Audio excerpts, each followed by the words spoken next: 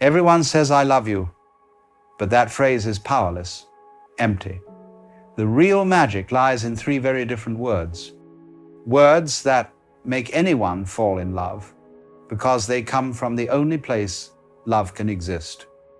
When most people speak of love, they speak of it as if it were something to be earned or proven or perhaps deserved. But love is not a transaction. It is not something you can trade for attention or for safety or for approval. It is not a currency of affection. Love is, instead, a recognition of something timeless. The tragedy is that we've been conditioned to believe love is something we get from others. Yet the truth is, it's something we realize within ourselves. And when we realize it, it radiates outward. It becomes almost impossible not to fall in love with people, with trees, with music, with existence itself. We must understand why love itself is so often misunderstood. Love is a kind of mirror, isn't it? When you look deeply into the eyes of another, what you're really seeing is yourself reflected back. That is why we fall in love, not with the person, but with the recognition of who we are when we are with them. And that is why so many relationships begin with a spark, then fade, because what begins as recognition turns to grasping. What begins as openness turns into control. We try to hold the reflection, but reflections cannot be held. They move with light, and light is always changing. To understand these three words, we must first stop trying to possess love. Possession destroys what it tries to keep. The moment you try to hold onto a wave, it slips through your fingers. The same is true of love. The great irony is that love only exists when you stop demanding that it stay. That's why I say, these three words are not meant to capture someone's heart, but to free it. They're not tools of seduction. They are invitations to awakening. Because the greatest form of love is not the love that says, "You are mine," but the one that whispers, "You are free." And when someone feels free in your presence, they fall in love effortlessly. You may notice that when you truly love someone, there's a sense of ease, a feeling of being at home. It's not frantic, it's not possessive, it's not desperate. It is gentle, playful, and aware. You laugh more, you breathe more. You stop trying so hard to be someone. That is what the three words bring forth. But here's the paradox. The more you chase love, the more it runs from you. Because to chase love is to imply you do not already have it. And the secret of all love is that it only recognizes itself. It responds to presence, not performance. So, what are these three words? I'll tell you. But I don't want you to just hear them. I want you to feel them. These words are, I see you. Simple? Yes, but their simplicity hides infinite depth. To truly see someone, not as a projection, not as an idea, not as a role they play in your story, but as they are, here and now, is the rarest form of love. Most people never feel seen. They spend their lives acting, hoping someone will notice their performance. But when someone looks at them and says silently or aloud, "I see you," something sacred happens. They feel real again. The masks fall away. The heart, which has been armored by years of judgment and fear, begins to open. And that opening is what we call falling in love. It's not a manipulation. It's a recognition. Because love, at its essence, is awareness recognizing itself in another form. When you say, "I see you," you're not offering flattery. You're offering presence. You are saying, "I am here, and I see the divine spark in you, as it is in me." That's why those words carry such power. They require you to be awake, to look without wanting, to perceive without needing. Think about it. How many times have you met someone who only listened in order to reply? They're not seeing you. They're scanning for an opportunity to be seen. But when someone listens without agenda, without trying to fix you or win you over, your defenses dissolve. That's the essence of real love. The 3 words, I see you, are not about romance, though romance may follow. They are about union, the meeting of awareness through the mirror of the human experience. When someone feels seen, they begin to see you too. The reflection becomes mutual, and love begins to circulate like breath. The moment you say those words with sincerity, you stop trying to make anyone fall in love with you. You stop needing it. And that's precisely when people start to fall in love with you, because they sense your freedom. You become spacious, alive, real. The energy of wanting has dissolved, and in its place is being. People fall in love with being, not with needing. So when you say, I see you, what you're truly offering is the one gift no one can resist, the gift of presence. And presence is love made visible. You awaken the love that was always there. And in that instant, beyond words, beyond effort, 2 hearts remember that they were never separate. That is the only kind of love worth falling into. Let us explore what it means to see in this way. For to see someone, truly, is not a matter of the eyes alone. It is the perception of the heart, the kind of seeing that does not categorize or compare, the seeing that holds space for mystery. When you look at another person through the lens of judgment, you see what your mind allows.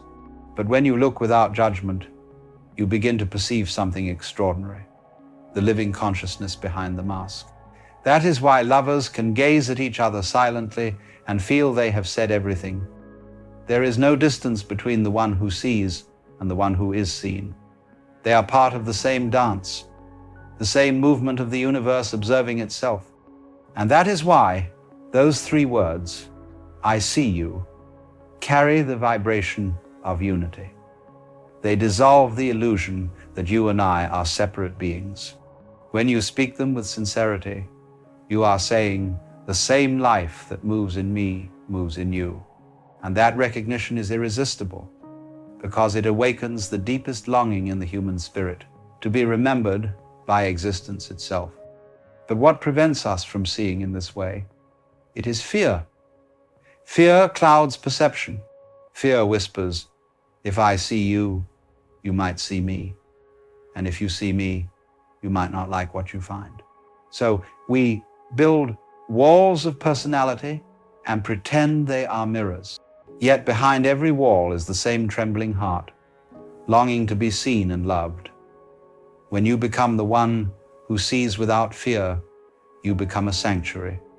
People come near you and feel at peace, though they cannot explain why. You are no longer demanding love, you are radiating it. Now imagine what happens when 2 people both understand this. They meet, and instead of grasping at each other, they behold each other.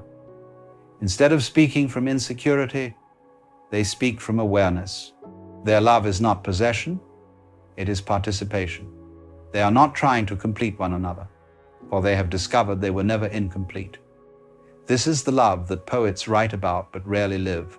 It is not dramatic, not full of turmoil, but deeply alive. It has laughter, silence, and spaciousness. It does not burn out because it is not fueled by need. It flows endlessly. When you truly see someone, you no longer require them to be any particular way. You stop trying to improve them, or fix them, or save them. You allow them to be as they are, which is the only condition under which real transformation occurs. That is the paradox of love. It changes everything by trying to change nothing. And perhaps, if you practice this seeing often enough, you begin to realize something even greater, that this same awareness can be directed inward. I see you is not only for others, it is for yourself. Can you look into your own heart and say those words, I see you? Can you see your flaws, your fears, your desires without turning away?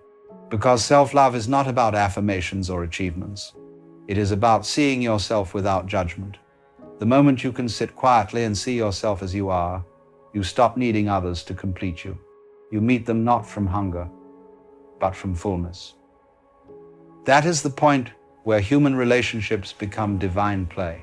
Love becomes the universe enjoying itself through two eyes, two hands, two hearts, yet all belonging to the same life. This understanding may sound philosophical, but it is entirely practical. Try it. The next time you meet someone, pause for a moment before speaking. Let go of your expectations. Forget your desire to impress. Simply notice them, the way their eyes hold stories, the way their presence fills the space. See without labeling. Feel without analyzing. And if, in that moment, your being whispers silently, "I see you," something remarkable will happen. You will feel the air grow softer, the tension disappear, and the ordinary interaction will become sacred. You have entered the dimension of love that requires no words. When you live in this way, people are drawn to you, not because you are trying to attract them, but because your very being has become a reflection of peace. You have stopped playing the endless game of seeking approval. You have stopped being the beggar of affection and become the source of it. And so, you see, love is never something to be achieved. It is something to be revealed. It is the natural fragrance of consciousness once the weeds of fear and judgment are cleared away. The three words, "I see you," are simply the sunlight that helps it bloom. Of course, this does not mean every person you meet will become your lover. Love is not always romantic. It takes many forms. Sometimes it becomes friendship, sometimes compassion, sometimes silence. But each is love in disguise. The beauty of seeing is that it frees you from needing to define what happens next. You no longer ask, "Will they love me back?" because you have already discovered the secret. Love never leaves the one who gives it. It is like music. You do not play it to possess the sound. You play it because the playing itself is joy. And this joy, my friends, is contagious. When you live with the awareness that every being you meet is an expression of the same life that breathes you, you cannot help but fall in love with everyone, with everything. Even the difficult people become teachers. Even the heartbreaks become openings. Love no longer needs to be safe because you are no longer afraid of losing it. You see, love that can be lost was never love. It was attachment. Real love is the recognition that there is no separation to begin with. That's why the words "I see you" carry such power. They end separation. Some may ask, "But Alan, if love is so natural, why do we suffer so much in its name?" Because we confuse love with control. We try to make love behave according to our fears. We turn it into contracts, conditions, and expectations. Yet love does not obey human laws. It flows like water, and the moment you try to contain it, it stagnates. The beauty of "I see you" is that it asks for nothing. It is not a demand, but a discovery. And from that discovery, love arises naturally, like sunlight through an open window. Imagine if we all began to live this way, to look at one another and say, with our eyes, if not our lips, "I see you." The wars would lose their purpose. The loneliness that fills our cities would fade. Because what everyone truly wants is not to be admired or envied or obeyed, but to be seen, to be understood without defense, to feel that they exist in the gaze of another without needing to prove their worth. And this, you see, is the great revolution of love. It does not fight the world. It makes the world unnecessary to fight. Perhaps the next time you wish to say "I love you," pause first. Feel what those words mean. Ask yourself, do I see this person? Do I recognize their being beyond my desires? If the answer is yes, then your love will not be empty, it will be alive. For I love you without seeing is longing, but I love you that comes after I see you is truth, and in that truth, anyone who meets your gaze will feel it. They may not understand why, but they will sense it deep within. The warmth of being truly known, and perhaps that is the essence of all spiritual practice. To see clearly. Meditation, prayer, art, music, all are attempts to return to this clarity of vision. When the mind quiets, you begin to see the world as it is, alive, shimmering, endlessly dancing. And in that seeing, there is love. You fall in love with existence itself. That is why the mystics smile for no reason. That is why a child can laugh at nothing at all. They have not yet forgotten how to see. They are living the three words without even speaking them. I see you. Let this be your meditation. To see without trying, to love without seeking, to live without clinging. And when you do, you will find that love is not something to be found, it is what you are. The world becomes a mirror reflecting your own awakening. And every time you meet another soul, let your heart whisper quietly, I see you. Those three words are the key, the doorway, the entire universe condensed into a single moment of awareness. For love, my friends, has never been about two people finding each other. It is about the universe remembering itself through you.